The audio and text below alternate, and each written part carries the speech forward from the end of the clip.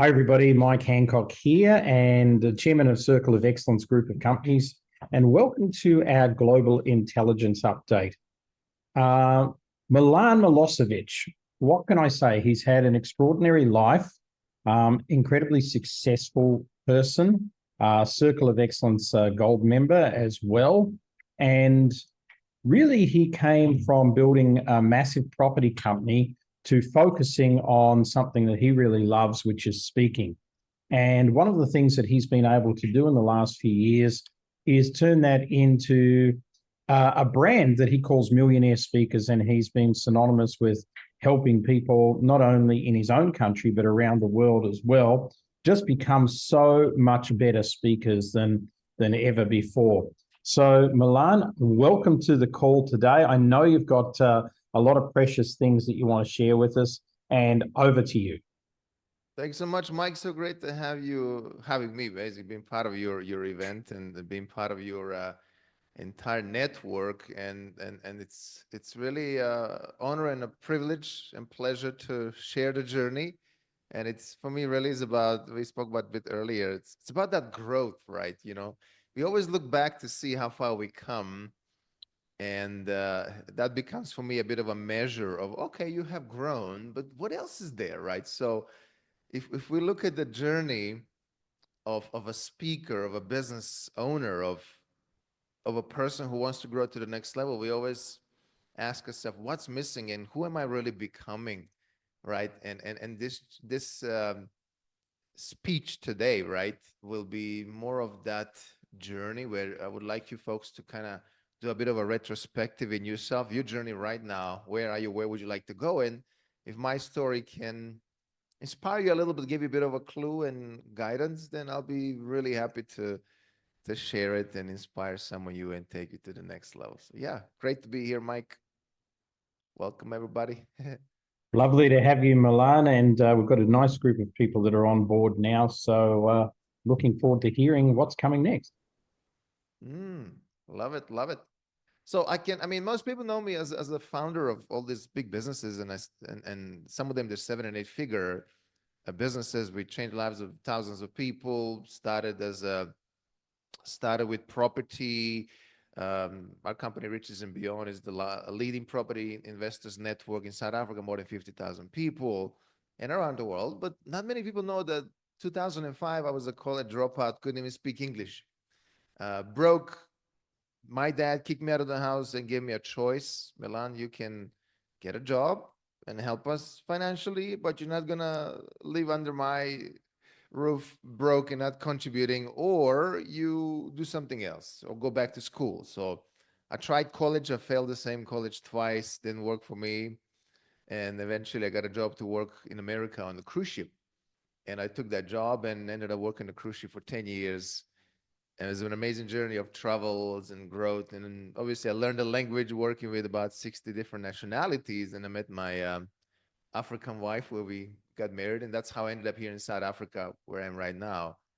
So on the way, really, when you get exposed to different people, different growth and positions, and I left my country in a pursuit of money. I want to make more money, and this sounds like a good opportunity. But then all of a sudden, if I can make more money, what do I have to do differently? So different opportunities like being an art auctioneer and selling future cruises.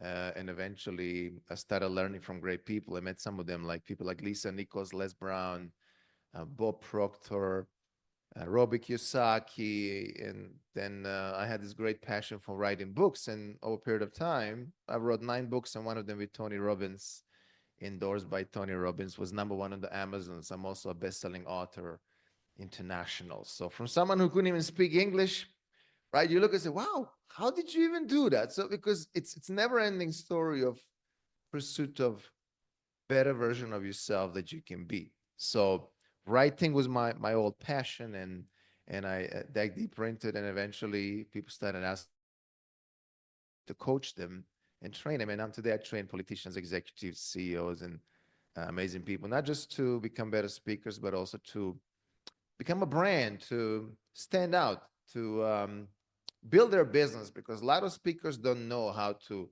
monetize They have a great story. How many of you have a great story? I'm pretty sure each one of you, right? So story is there, right? How do we turn that story into a business, right? Because people want to hear your story, but why would I, let's say, hire you if I have a great organization? So I specialize in getting your story out there so that you stand out. And we get the story with the power of marketing. So I wear a couple of hats, right? I'm also head of marketing, creative director, and I realized that you can influence people and you can really stand out with the power of your story because your story is unique, might be similar, but it's really unique. But there's some people who might be going through similar journey like yourself, right? So if we get a story combined with the power of marketing, we create awareness of who you are. And now if somebody wants to hire you, okay, so you are a bit different. You're out there. You might have followers. You might have people who believe in your story, who've been supporting you. But then how do we really monetize? I can invite you to speak once, twice, three times, but can we really live out of speaking unless that becomes a bit of a business model that we use speaking only as a component to grow the business that we have at the back end. So over time, I learned how to sell from the stage, how to present, which is part of it, but also how to deliver that message more impactfully. And by doing so, I was able to build several businesses. So speaking again, if I can share the whole picture right now, we have three things, right? Speaking, marketing, and at the end becomes a business structure, right? Without speaking, we won't be able to sell. We can hire someone, but if you become a face of the brand, you become more personal, you become more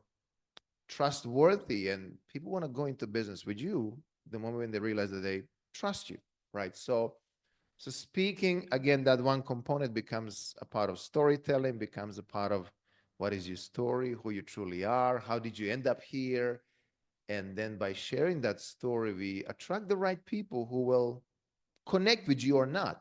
And if they don't, that's perfectly fine because I don't want to work with someone who doesn't, we're not in the same level, for instance, energy level or beliefs. So why would I go into business, even though I might make some money, but from the start, it's not going to work, right? So my story should resonate with the right people who will connect with me personally and eventually become part of my funnel and my journey. And then I use the power of marketing, promotions, and social media, and we build our network to over 400,000 people where you stand out. So if I'm applying to speak at a conference, first thing I say, well, here's my story. This is what I've done. I wrote books here and there, but also I will promote you to my 400,000 people to create awareness of your brand. And I'm going to do the same thing with you, Mike, right now. So later on to promote, it's like a value exchange, right? So I love sharing. Sometimes I even speak for free, but the stage really is one form of marketing. So if I can go and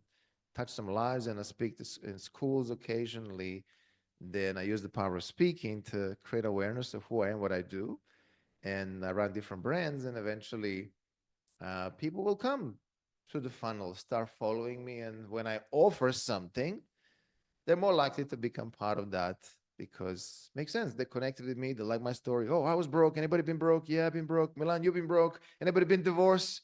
I'm also divorced. And, I'm a dad of two. Milan, wow, we have so much in common. You speak funny. I speak funny. Well, maybe we have something more in common. So let's continue conversation. And 2 months down the line, 3 months, 6 months down the line, eventually you just might ask me to work for me. I mean, with me, and then eventually it's a seamless. I don't believe in pushy sales techniques. I believe in you show people who you are, and the more you connect with people through that storytelling, through sharing your experience, and how did you overcome this objection? How did you survive COVID, Milan? Your company been there for many years. Then eventually something might resonate with you, and people eventually going to go into business, and that becomes a really natural way of selling and delivering. And I'm using selling because speaking in a way is selling. Why we speak? We want to inspire people, but if we don't know how to speak, if we don't know how to deliver, if we stutter, for instance, and this is from technical part, then delivery is not powerful, then we not memorable, then we just become just another speaker. What did you talk about? I don't even know, but he was really good. But the only ones that I figured out are a great speaker that will leave an impact are the ones who will make you feel differently. So if we learn that delivery, that storytelling, where being vulnerable, we're being real and raw, like I can say I went through a divorce, but to me, divorce was the best thing ever happened to me because I still have a great friend, which is my ex-wife, still a business partner. We co-parenting, right? And I had to step up and not to be in her shadow to realize what am I supposed to do with my life, right? So one bad thing, you might say, turned out to be really good for me, right? And then I can say, yeah, I've been broke, a college dropout, but if I wasn't there, I wouldn't feel need to pursue something else and better to see what else is there for me. And that never-ending journey of growth, it's something that I'm really passionate about, that I had to discover. Am I going to settle down in a job I didn't like for the rest of my life? Or maybe I'm meant for something greater. Like Mike said to me a while ago, and Mike is one of my great mentors. So great to have you, Mike, to see you again. It's always about, Milan, what do you really want? What's your purpose? Where do you see yourself in 5, 10 years from now, right? Do you want to um, just settle down and do nothing for the rest of your life? Or if you think that you have greatness within you, that you have ability to change more lives, would that be worthwhile of you taking risks and pursuing that less traveled path? And I say, you know what? Let me see for myself. But one thing I know, I don't want to settle down. I don't want to just say I want to retire tomorrow and travel. But if I can change more lives, maybe that's what I was meant to do. And I believe that purpose eventually finds you. Yes, and when purpose finds you, you just become in alignment. And I think this event is in alignment, and people who are willing to learn and grow like yourself, you got to be in alignment with people who are teaching you, because we like to say we choose our mentors wisely, and when student is ready, teacher will appear. I hope this resonates with you guys as well. If you have any questions, again, write them down. I just saw your comments here. We have people from Scotland. Scotland. One of my favorite movie, and maybe you like it or not. It's the Braveheart, right? Mel Gibson. I like the sounds of Scottish music as well. So great to have you, Via Rhoda, also from Wellington, New Zealand. Never been to New Zealand, but I've seen the Lord of the Rings. Always fascinating to me. So I'm using stereotypes to connect things. But again, this is a storytelling. So if I never been to your place, I have a great story to share, and I'll connect with you instantly. Bald guy connect with the bald guy instantly, right? So Mike and I, we connected right away, right? So as a storyteller, we pull out the stories from our lives to share with others, and then becomes that instant connection. It's not even about, oh, I speak funny. It's about, my story might resonate with yours, right? So, and that's simple, becomes a powerful journey. Yeah, I see Godfrey as well. How do you find places to speak when you're starting, and what approach are you recommending? There you go, Braveheart.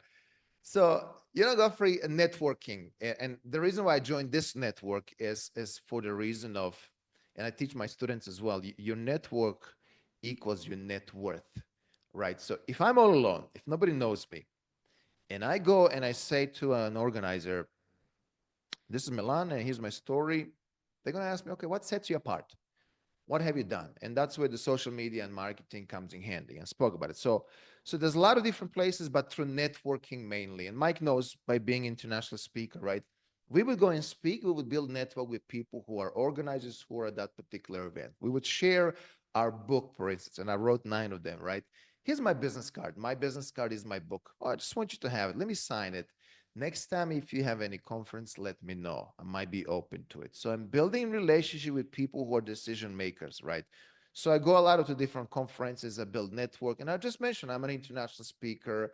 I'm a keynote speaker, and this is what I specialize in. These are my keynote topics I would mention, which is obviously we can adjust that depending on the conference. And I would also apply directly. I have a lot of people that I would send, let's say, emails. Hey, Milan is open. This is his schedule. I see you have a conference coming up in a few months. And if it's in alignment with what I can talk about, I would also send an email, and simply like a speaker's promo reel that I have, or a speaker sheet that we created. I call it a media kit, like a couple of pages. Here's Milan, here's the followers, and this is the keynotes, and here's some links that you can follow. So networking really is the key, right? Without networking, becomes very difficult. You're waiting to be called. But my mindset is, instead of waiting, you create yourself. You create your own events, right? So I can advertise the free webinar tomorrow. I can put a little bit of money into advertisement on call my database to join me some particular webinar, whether it's property or speaking. So now I own the event. I don't depend on anyone, right? So I can have that event. I can be the main speaker or host. I can offer something at that event, and I would probably make more money than if I just go there and rely on being paid to speak. And that's what the business model becomes a funnel. So instead of, let's say, the mindset to put you guys into this is, it's, let's say you're an actor. Most actors would go and apply, go to these auditions and wait until they get chosen. But I would buy cameras and I would make my own movie and put myself into the movie, which I've done actually. I'm also an actor. If you guys didn't know, I'm a stuntman. You know, I do martial arts, so it's one of my passions. So instead of waiting for these auditions, hundreds of them, let me just buy cameras through my business and hire guys to make a movie, and I'm the main character. So, and I'm enjoying it, and I'm not depending on someone else, and I can get paid by myself, right? So, like, if you want to be in a magazine, and I love Mike's magazine, The Lead, right? So I would create my own magazine because I can, right? So it becomes a journey of, like, you want to be on the billboard, I would buy my own billboard, for instance. So that's the mindset. You make it happen yourself instead of waiting for someone. The waiting game is longer, but once you understand that you can actually create the game, then becomes a journey. You can have your own events, and you can connect with other people and create your own summit. You have partnership. Let's say I invite Godfrey or Mike or Moira, and Claire, and say, hey, I'm having an event tomorrow, and all of you guys come and share your journey, your expertise. But now it's my event. And at the end, I can say, I brought these amazing experts from around the world, from Scotland, from New Zealand, and they're powerful. You're going to learn a lot. And now my team, my database is excited to see you all. And now all of a sudden, you come as a value add-on to my event. You might even get paid or speak for free regardless, but I created an event, and I can offer something to people later on, and they've seen a lot of value. And all of us in alignment because we're part of the same network, and Mike wouldn't work with people who don't share the same energy. So it becomes like a seamless way of thinking, but just a different way of thinking. So you can find a lot of conferences. You can always Google them. There's a couple of platforms that I've seen a lot of demand. One of them, I'm not sure they have it where you're right now. It's called the bark.com, where if you want to be a motivational speaker or keynote or just provide services, they're always looking for people. And in the month of August, tons of females were requested from different companies. And I was like, I'm not a female, but I have female in my network, right? So I started recommending my ladies from my network, my students, and they were getting some gigs there as well. So it depends how you agree there, but there was a lot of demand, and that's only one of the platforms. There's another one I can recommend you to look. I think it's called All Conferences. Yes, allconferences.com. And that's the one that I came across, and they will normally list you pretty much around the world, all the conferences that you might come across, right, at this point of time. And if you pick the country, let's say New Zealand, Scotland, right, or South Africa, there's a whole list of them, the links that you can identify, and then you just basically send them inquiry. I see your conference happening up, and if you have any spots, I'm interested. So I think that's the one. Yes, thanks so much for sharing, Mike. And also, we have the club calendar as well. So Mike knows better than me, but I'm not really pushing to be a guest at the events, because my business model is I have my own events. So I would speak when I get invited, when something is in alignment. Let's say if there's a sales conference, or if I go to schools, I'm passionate of giving back. I would go and speak for free just to create awareness of the brand and potentially find some new hidden gems in the crowd. But inspiring becomes a journey of transforming, and I see it. No matter how small the conference could be, you still never know who's listening. Could be that little kid there, lost hope, just completely devastated, and listening to you and say, wow, this guy Milan, who could barely speak English, started with nothing, was broke college dropout, and he's showing me that it's possible. Maybe I'm thinking differently. Maybe I needed to hear this today to realize that I have the control of my own life instead of depending on someone else, right? So So every stage is a bit of a promotion for you, but it's also a great opportunity to inspire, transform, and we like to say impact and influence other people's lives, right? We share experience, but we connect, we inspire, transform, and really give sometimes people hope, right? You can get a 7 and 8 figure businessman like myself. I can share it, and all of a sudden something resonates with you and say, wow, this is what I was missing, Milan. I had a great story, powerful marketing. I'm not selling. Why am I not selling? Maybe your funnel is not updated, right? Post-COVID, people just started believing, started just not being so trustworthy like before, right? So we had to like switch that. I mean, I have my team of people who are doing cold calling, and then we had to be creative. We had to be just different, inviting people to podcasts, for instance, like instead of trying to sell them something, like doing more events for free in person to make it happen, being really innovative in what's working right now, right? So I have a great question from Mike here, like top 3 tips to become a $1 million speaker. So 3 tips will if I can share from the journey, is focus on these 3 things really. Number one is your speaking, your storytelling. If you're not certain about, I call them incidents from your life, your incidents where you overcome something. Let's say I can say I was bullied when I was a kid. How did I overcome bullying? Right. So that's my journey. But I can also talk about being bullied at work, being bullied at my company, for instance. I can talk about wherever we are. That's one of the journey. I can talk about divorce, right? So how did you overcome that divorce to rise to be the super dad and be there present for your kids? I can talk about how did we manage to save our company at the time of COVID when we used to do a lot of live events, right? How do we switch to online when we didn't know anything about it? So that story of resilience, but that becomes my story, my journey, right? So when you identify your story, which is number one, your story becomes your keynote, your moments of your life when you survive something, like single-handedly, when you rise above, then you have multiple stories. You list them up, and then when you're invited to speak, you know which story to bring out. If I'm talking to bankers, entrepreneurs, I'll pull out the story of building a business 7 and 8 figures and how do we survive, right? So number one is a story. Second one, power of marketing. Without marketing, you literally nobody, right? And we can say, I don't like social media. You don't have to have it. But how do you stand out? You stand out with a powerful delivery, powerful storytelling, being real, being you, and we use the power of marketing to reach more people. Otherwise, only your friends and family will know about you.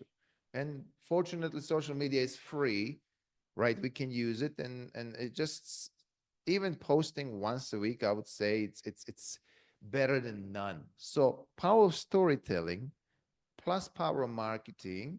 And the third tip really is about how are you going to make money out of it? Is your idea to just rely on to having speaking as a full-time job? It becomes very difficult unless you have a funnel, unless you have something that you can maximize. So let's say my funnel will be, I speak, but I promote other programs. I'm a coach and a mentor. I have books and I have different membership platforms and stuff. So that's the funnel. So I don't depend only on speaking. I love speaking, but it's not my main source of income. It's more like a side gig. It's more like I get paid for that, but it's mainly I'm doing that for the greater good, for the greater purpose. So if you focus on these 3 things, you're going to be fine. Storytelling comes in different forms, right? Technical storytelling, but being very clear with your story, who you really are and why are you who you are today because of your story. Number 2, marketing. And number 3 is that funnel, that business model. How do we monetize? Maybe right now you might feel what might be missing, right? So that business plan, like Mike was saying, what's your business plan for speaking? So we can speak for free, but I would always say, how many people I have in the room? Who is in the room? What are they interested?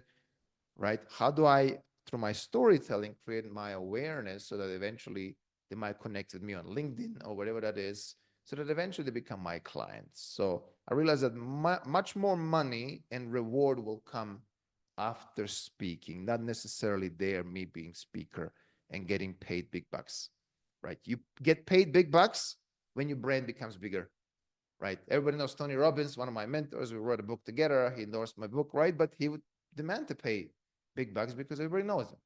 But if somebody who's unknown says, hey, pay me $10,000, who are you? Why would I pay you $10,000? There's a lady with much powerful story who survived cancer, and maybe I want her better, and I'll pay her more. So 3 things, very, very simple. If you focus on that, we'll see what's missing. Most brands, they have a powerful story. They have marketing, but they're not selling as much. And then it's about how do we tweak what's working, strategies of creating that funnel and reaching that next level. So yeah, how do you guys feel about it? What might be missing in your case? What do you guys feel?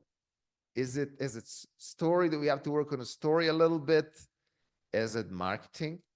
Right? I mean, the more leads we want, we need to get kind of more marketing, but also the more budget we put in will give us more leads. But are they the right leads? That means it becomes a whole journey of right marketing to right people, even if it's a smaller group. Yeah. Let me ask guys you enjoy this this so far? question, Milan, because I think you're asking a good question. I'm wondering if people are going to be shy enough to respond. So my question for you is, what's working for you right now in terms of marketing, and what's stopped working or is not working as well for you? That's a great question. So we've been using Facebook for years, and it's been working fine to some extent. And what I noticed, we'll be getting decent leads, but people are not so reactive as before. They'll be attending the event, and it's normally, if you're doing webinars, we're doing a lot of live events.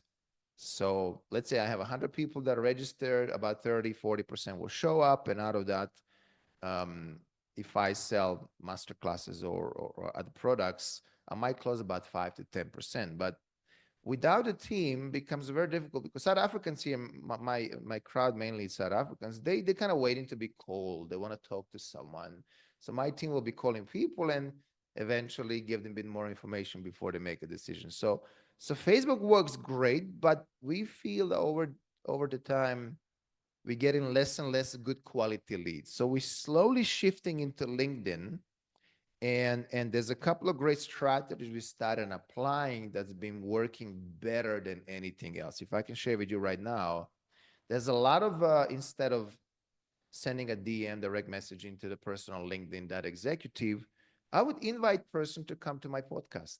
And I say, hey, Mike, you're a great person. I see you also in the property business. Come to my podcast and just share your experience about your property journey. Right. So, and then Mike likes talking, and he would come to my podcast. And then what I would do, through that journey on the podcast interview, I would identify some challenges that Mike had, and I would simply be sharing my experience, how we overcome those challenges through our, let's say, property program that we have. So Mike would say, Milan, economy really hit me hard, and interest rates really was not really favorable, and I lost some value of my property. I say, how we solve this? Well, we bought property below market value, where the property was making us profit from day one. So we didn't really rely on market or interest rates or something like that economy. And then naturally at the end, I built a relationship with Mike, and Mike would ask me, well, Milan, how did you really solve that challenge? Man, I see you have a massive network of people. How can we go into business together? So I realized this is a more natural way of approaching people who might be good leads for you. They come to your podcast, and you just eventually invite them to your events. And now I'm just like, not just Milan who's selling you something. I say, hey, Mike, we actually had a podcast together. Come to my event. And eventually Mike might even become part of my programs, because naturally we spend time together through that podcast. And it's a brilliant strategy. It's kind of not many people using it. So if you have a bit of a product or service or whatever you're offering, I would recommend get people who might be your ideal client on your podcast to talk about what they might be doing related to you, and then slowly show them how did you overcome objections, and invite them to come to your events later on. That works great so far, and you specifically get the right leads instead of trying to fish around in terms of growing a business. So that works great. Facebook is still working great to some extent, but I'm always looking for different strategies, and especially LinkedIn is a bit of an untapped market for us, where we all know there's more professionals presence. So I hope this helped you somehow. Yeah. And if you don't have a podcast, I highly recommend just start something talking about what you are an expert in, and then create awareness and just start inviting the right people, and you'll be surprised. I mean, there's a whole list of thousands of podcasts where they're looking for guests. And if you don't have much of a marketing right now, you can become their guests and use that material like we're doing it right now, right? Later to share and post, and you can use that for your social media just to create a bit of awareness who you are. And if I invite someone, I don't have much presence. Hey, Milan, come to my podcast, but you don't have any followers. Why would I be bothered? But if I build that presence, which I have, well, come to my podcast. 100,000 people will see you. We have a massive group of 100,000 people. People, 100,000 people will see me. I'm willing to go and share. And not only they're going to be my guest, they're going to share my podcast on their social media networks. And so I kind of killed two birds with one stone, right? So it's like, again, value exchange. And that's pretty much what's working now, but really being open to new strategies, watching what other guys are doing. And you never know when something's going to come your way. They're like, oh, this is different, but it's working for them. I'm willing to learn. Let's see. Let me see and let me master that. There was one guy I follow, Matt, like something on the LinkedIn, who doesn't do any ads, but he built his business to $3 million. And he's from Australia, actually. Mike, you're a neighbor somewhere there. Right.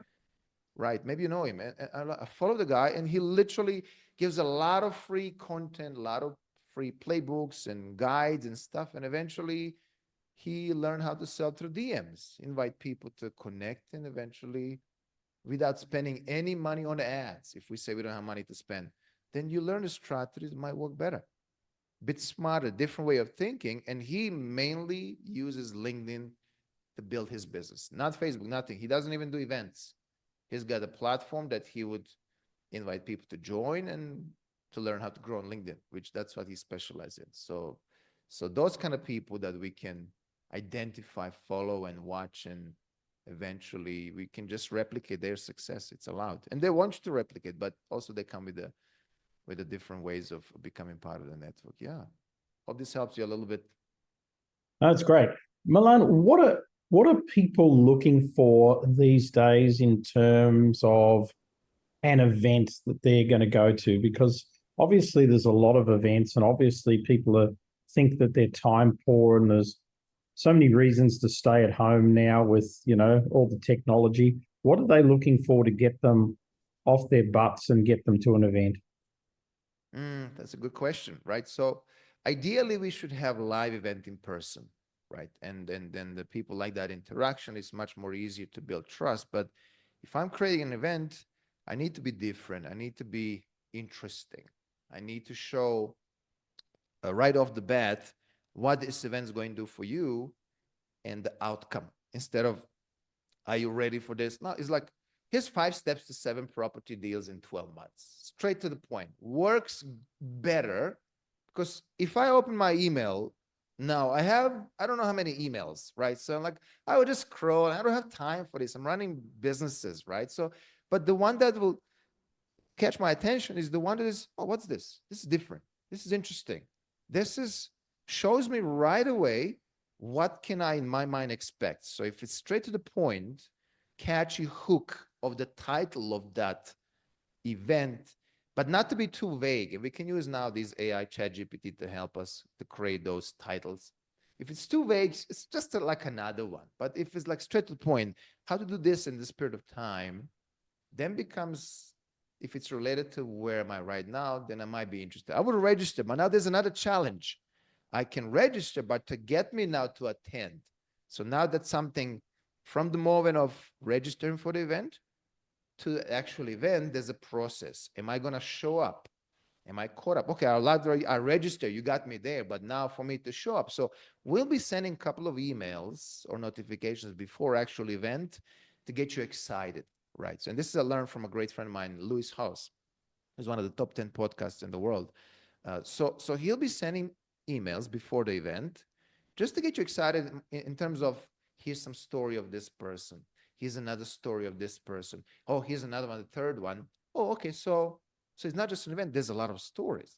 So every day, if I'm getting these emails with stories, successes, okay, now I'm interested. I'm more likely to show up at the actual event.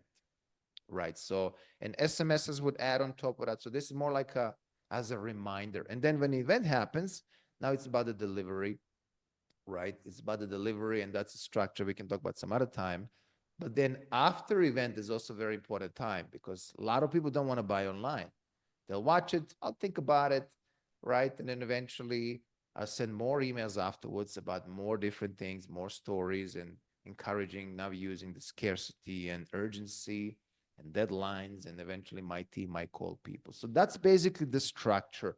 If I'm just relying on you registering coming to our events, we're not going to have many people. So got to be something in between before the event and actually. Some of my best hooks.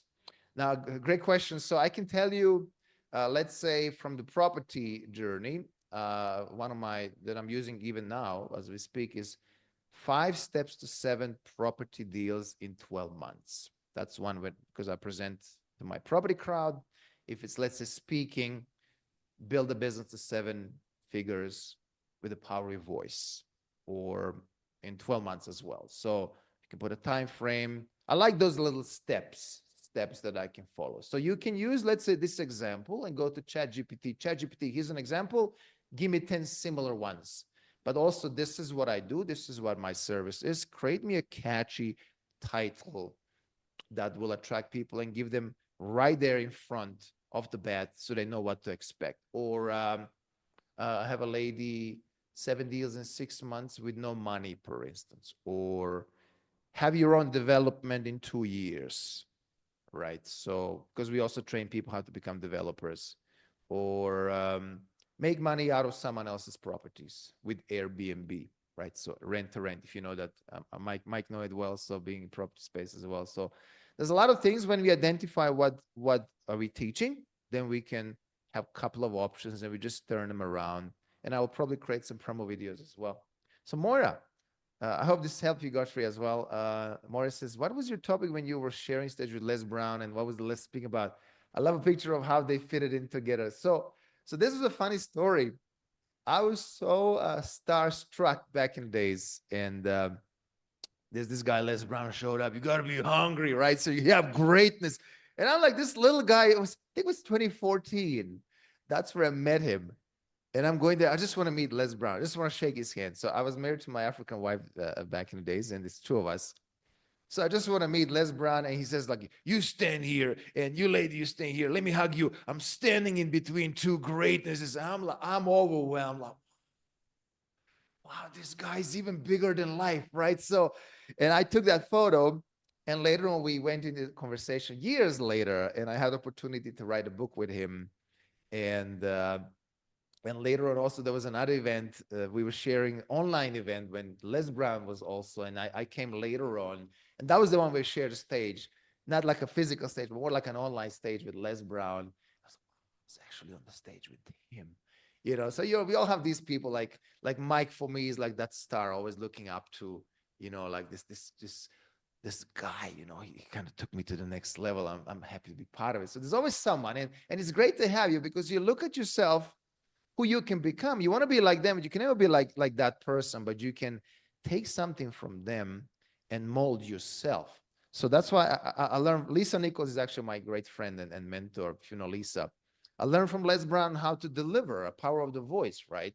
Lisa showed me a bit of a movement on the stage and the being more vulnerable, right? Tony Robbins, straight to the point, which kind of is more in alignment with my style, but eventually I'm a combo of Les Brown, Lisa Nichols, Tony Robbins, Robert Kiyosaki. Then you become Milan, right? You can never be like me, but you can be the best version of yourself that you can be. So when you know who is your role model, we can learn from them. We can pick up a thing or two, and then you just, one day you wake up, it's you, right? So Les is powerful. I mean, since I was a kid, I saw him like, I want to be like this guy. I can never be like him, and you don't have to. You can just see how far you can go and what that is.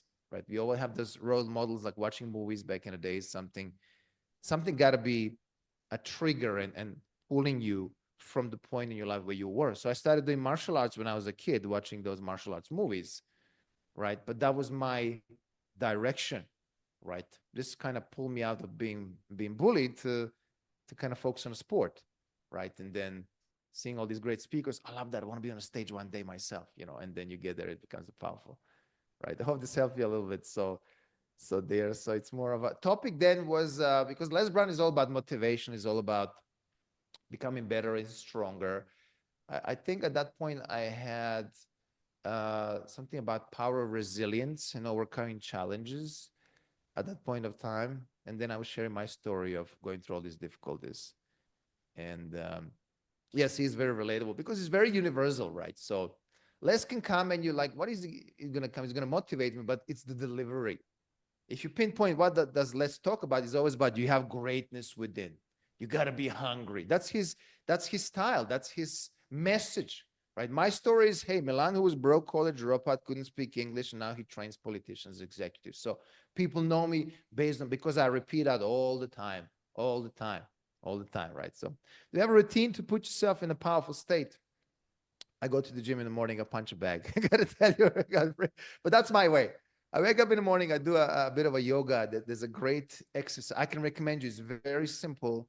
It's called Surya Namaskara. You can find it online. 12 exercises, very, very simple, just a bit of a stretching. And you can also add the meditative state of repeating those. They have a whole list of those. But even without, it's 12 exercises times 12. So you fill up the cycle of 12 repetitions. It takes about 15 minutes. Surya Namaskara. And gets you in that alignment that literally stretch your body, pretty much all the parts. Very simple exercise, but 15 minutes later, you're literally neutral, alignment. There's no overly hype. You're in balance. And I do that in the morning and normally before the event, because the anxiety never fades, but becomes part of you. You accept it. If I'm getting on a stage, a couple of deep breaths. There's a great techniques I use, like 4 breaths in, 4 seconds hold, and 4 breaths out. Do that a couple of times, and then you go back to that alignment. Really, it's about seeing what works for you. But this yoga exercise, it works for me great. And gym saved me literally. If you just by going there, by doing physical transformation. Tony Robbins said this a while ago, if you're feeling in a different state of mind, depressed, anxiety comes overwhelming, simple breathing, changing your physiological state will put you back on track. Push-ups or something, just physical activity, or just like being pumped up, like something, blood flows and breathing will put you back on it. Exactly, balancing the yin and yang. I love that. I love that. So there you go. And I see I got for you share this video. I'm gonna check it out. So whatever works for you. I love doing meditation is great, right? Meditation is always great reminder of mental state where you're right now and being in balance if you're looking for balance, right? But sometimes I need to be off balance to get things done, right? If I'm too balanced that I don't want to do anything. Sometimes I want to spend time with my kids watching movies like we did last night, cartoons, right? So to enjoy the actual speaking when you're doing it, yes, 100%. You become a speaker because you're loving it, because you love being on stage, because you see how much impact you can bring. And Mike knows me better than you folks, but I'm pretty introverted. In a smaller group of people, I'm always the last one who speaks. I let other people talk. Like, I'm quiet. But when I'm on the stage, I'm the loudest because that's my playground. I learned how to love the stage and behave. And first of all, nobody can interrupt me. In a smaller group, people just say, hey, this on the stage, it's me. It's my game. It's my playground, right? So ask me questions after the event, not during. And I'll tell people. And then I can deliver, and then you deliver and you see the impact, you see nodding, and you see people come shake your hand later on. We're doing it for that because there's a greater reward than just making money. It's about, wow, Milan, thank you so much for this. I really appreciate you being open to sharing. Hey, Milan, I want to buy your company. I had that offer. Somebody offered me a couple of years back. I was in South Africa. 5,000 people, massive event. Was it National Achievers Congress? Robert Kiyosaki was there, and I had like 5 minutes to share my story. I share my story, and a gentleman came to me and said, Milan, I want to buy a company. I said, what do you mean? Yeah, I want to buy a company provided you're part of it. Your story resonates so much with me. You reminded me of me. I left my country, Romania, which is a neighbor country to Serbia. And you literally reminded me how I started with nothing years back. Today, I own a massive company. And thanks so much for reminding me. I want to buy your company. Here's 70 million rand right now. That was about $5 million. Right after my speech, I was like, let me think about it, right? So what would you do? I don't know. Would you take it? That was before COVID, by the way. And we politely said no. And the reason is we were making about $5 million a year.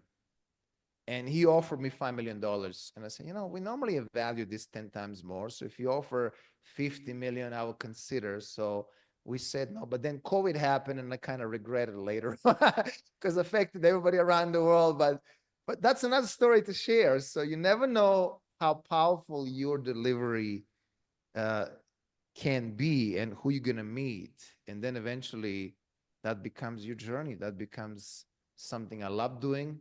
Even if it's an event like this online or in person, it just becomes a joy, becomes a skill I learn, and you just want to do more.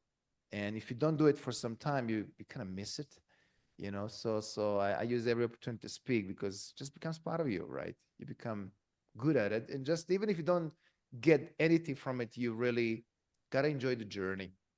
You have to enjoy the journey because speaking not only gave me profit, helped me build a business, but gave me more confidence, show me who I really am, made me more powerful. So I'm not that little kid, shy kid like I was back in the days. Now I can talk in front of thousands without even blinking. I've done it many times, right? So that is that confidence. And tomorrow, if I'm talking in front of some important person, comes out of it, right? So becomes, so I always encourage people, learn the power of speaking, learn that skill. It will change your life over time. And one thing as well on top of that, you become sharper thinker. You become much more focused because if I'm on the stage, I'm not focusing on my presentation only. I'm looking at this person in front of me who's got arms crossed. I'm looking at person who's leaving now. I'm looking for the one who's upset. I'm looking for the one who's smiling. I'm looking at my projector who just got frozen. I'm looking at, what's come next? Like, did I say the same thing? Many things you learn to focus on. You learn how to multitask, but also through that, my presentation goes, right? I'm still talking. I'm thinking 10 steps ahead while I'm on the stage. You see, while I'm looking at all the other things. So you learn to become sharper, put it that way, to handle many things. And I think that's a great skill that people can really teach you. You have to experience it. And having done more than 1,000 live events, one day you wake up and say, wow, I'm actually pretty good. I'm getting there, you can say, right? So, but you never arrive.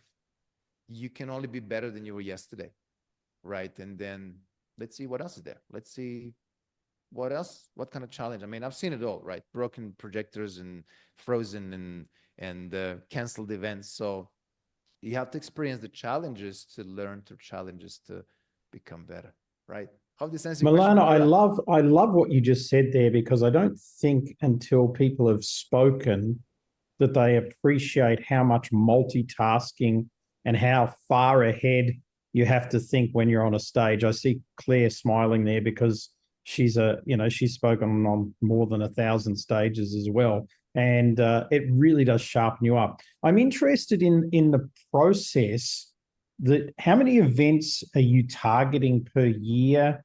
And what's your lead time on putting an event together? Because like ourselves, you do a lot of events. So what's your process for that?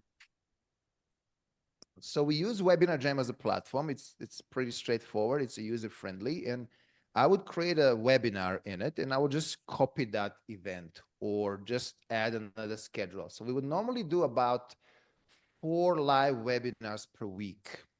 Sometimes we would do recorded ones if it's pretty good. Okay, this one is producing. Let me just create a recorded ones to run by itself. But 4 per week, that's about, let's say, 16 per month. And that's like an ongoing thing. If I'm taking a vacation somewhere in the summertime here in South Africa, I would have like, let's say, a month or two that it's recorded. But if I do 16 events, then I will promote one masterclass end of the month, for instance, that big one. So I'll be selling masterclasses on these webinars. And then on that masterclass, which is a 2-day event, Saturday and Sunday, normally last weekend of the month, then people will come and basically attend those masterclasses, which is like 10 till 2 p.m. during the day. And then at the masterclass, the funnel really is we would offer coaching and mentorship programs or low-cost membership. So it's a funnel, right? So events, they're constantly running, right? We always keep adding more budgets, and there's some time of the year when it's kind of less attendance, less conversion, but it's never kind of never ending story. I mean, this business we've been running for years now. It's still proven with webinars. That's fine. When we have opportunity, we would do live events in person, right? The only depends of the venue that we would pick. And the venues have increased the prices after COVID. At some point, they were just like, okay, we're going back like pre-COVID. So, okay, so it's kind of a different journey. But what I feel recently, it is already 5 years after COVID, that looks like people have picked up a little bit.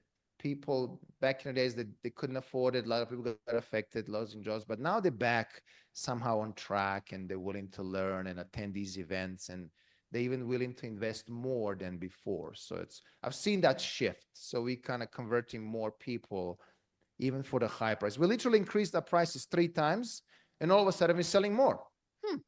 Because we were worried like, oh, people lost jobs and it's still affected. No, they're back on track. 3 times more increased the prices for our master classes, and we're selling more all of a sudden. So what happened? It's just a mind shift. It's never about the price. So it's about the value, right? So when we So bring you're in driving traffic to your webinars primarily from Facebook ads, yeah. and then you're running a webinar basically every day of the week, Monday to Thursday type things, and then a master class on the weekend, once a So month, right? webinars, normally Tuesday and Thursday will be webinars, and Saturday and Sunday, right? Saturday and Right. Sunday. So Tuesday and Thursday will be about around 6 p.m. when people come back home from work, and Saturday is around 11 in the morning. We somehow realized that time works great, and Sunday is around 1 p.m. Because here in South Africa, people go to church on Sunday, either it's morning or afternoon, so 1 p.m. works just fine. So yeah. Right. Okay. And then how many people are you getting on an average webinar? So I would get about 100 people registered per day. 100 Right. people registered per day. And now out of 100, about 30, 40, 50 will actually show up. Yeah. Yeah. I can increase conversion. We send SMSs before that. There's a great platform, bulk SMS, that you can use if you never used it. So you would export the list from the webinar and import to the bulk SMS and schedule that reminder. But a webinar jam would send them reminders anyways, like 15 minutes before, 24 hours as well. Yeah. So Yeah. about 30, 40, 50% would show up. Yeah. Very good. Very good. And has your end products price, so that your big ticket item, how much have you increased that in price in the last few years? We increased about 10%, but we also added more value to each of our programs, right? So if I'm talking about, let's say, our development program, let's say you want to become a developer, you want to have your own development, that one is about, let's say, $10,000, but comes with a clear outcome, will help you identify opportunity with funding, and then you eventually have your own development. So we increased a little bit, and we've seen pretty much the same conversion. So if I'm getting the good leads who see where they want to go, they see the value, they see the outcome, they're willing to pay. So it's not about the price. I mean, I had a lady, where was it? A couple of months back. I didn't even spend anything on ads, literally. And I'm going to share this quick story. I was literally posting a video. How do you overcome this particular challenge? So like, let's say, why are you still broke speaker and not a multimillionaire, for instance? And this resonates so much with the lady. And lady hop on a call with me, and she says, okay, Milan, I'm interested in working with you. Send me what you have. Second day, second meeting, she was willing to pay for my program, which is a high-end program, which is about $15,000. And she did pay after 2 calls, and I didn't even spend any ads. So makes you wonder, right? Am I delivering the right message to the right people? Or maybe people listening to me, they're not the right clients. Do I have to be a bit more focused and strategic? If my message is right, where is that right person in front of me that will buy that? You see, 2 calls later, they bought it because my message resonates with them directly. Now, there's always a question. If I can have 10 of these people every single month, then I'll be fine, right? But it's about finding them. Like, if I was able to find one, let me evaluate this whole process. How did I get in touch with that person? And let me rinse and repeat, right? So, and that then becomes the right journey, focusing on the right client. Yeah. Right. And you're doing the same thing, Mike. I mean, we went through the same process. I met Mike and we built a relationship. All of a sudden, I'm Mike's client. I'm Mike's student. And all of a sudden, I'm getting value. So I think it's a natural way of doing it. It just might take a bit longer if we follow that process. Yeah. Okay. I think we've got time for one more question from anybody. If I don't get a question in the next 10 seconds, Milan, I'm going to ask it. Okay. Okay. Oh, here we go. Jeffrey's done it. The majority of your revenues comes from higher tickets at low volumes or lower tickets at high volume. So let me tell you, Godfrey, is it Godfrey or Jeffrey? I always Jeffrey. get these two. Jeffrey. There you go. I always get these two confused. So like this J, I was like, but it's fine. So the sale for the low tickets, sale for the masterclass, which is, let's say, $200, is enough to cover the cost of marketing. So to give you numbers, we would spend, let's say, $5,000 on marketing for the whole month, and we will sell about $6,000 or more, right? We cover the cost of marketing, but now I have people who paid to be part of the masterclass. And now the sales that we're getting from the masterclass, that's where the majority of profit would come, right? High-end, sell low volume of high-end tickets, right? That's where it's like a pure profit that we banking on. Now, if I can have, sometimes if we have 2 masterclasses per month, right, then I can obviously make more. So we always banking on selling high products for a high price to the low amount of people. But then again, if I sell a couple of those $10,000, then I'm good, right? So that's basically the idea. You can probably make profit out of low-cost products if you have a higher database. Like I have 400,000 people in my database. I launch my book, 1,000 people will buy it, right? And just what it is. But I cannot sell my book every single weekend, right? So I have to always offer something else. There's people who have very successful models like that, but you have to find what works for you and then do more of that in a shorter possible period of time. Yeah. No, that's great. And to be fair, our model is relatively the same. We've always, even when people see us travel around the world as we do, our aim is to what we sell low ticket while we're traveling is designed to cover our expenses of travel. And that generates enough people to have conversations with that then go into a range of different higher ticket products. So fairly similar model there. Milan, thank you so much. We're right on the hour. We really, really appreciate it. Cracking the rich code, right? There it is. Yeah, so that's Tony Robbins, so you can find it on the Amazon somewhere. So yeah. Yeah, so you can find it. I appreciate your time and appreciate everybody's time. Folks, next week you've got me, so make sure you're here because it'll be exciting. I'm not sure what I'm talking about yet, but I have a good idea, and I think I'll be releasing it soon, Milan. I wish you all the best if I don't catch up with you in the rest of the year, and thanks so much for being part of this. Appreciate it. Thank you, and all the best to all of you folks. Keep us updated. Wish you all the best, and keep speaking, right? Power lies in you. All the best, guys. Bye. Thank you.